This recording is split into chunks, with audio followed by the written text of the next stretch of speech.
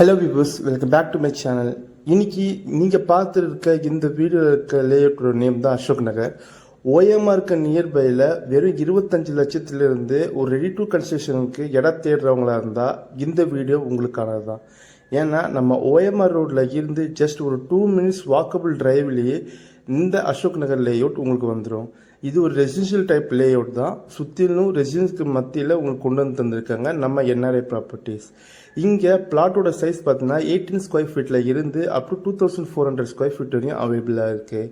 இது பாருங்கள், each and every பிளாட்டுக்கும் மார்க்கி ஸ்டோனோட பிளாக் டாப் தார் ரோடோட உங்களுக்கு ஈச் அண்ட் பிளாட்டும் 30 ஃபீட் 24 ஃபீட் ரோடோட வைடனிங் ரோடோட உங்களுக்கு ரெடி டு கன்ஸ்ட்ரக்ஷன் லெவலுக்கு கொண்டு வந்து தந்திருக்காங்க.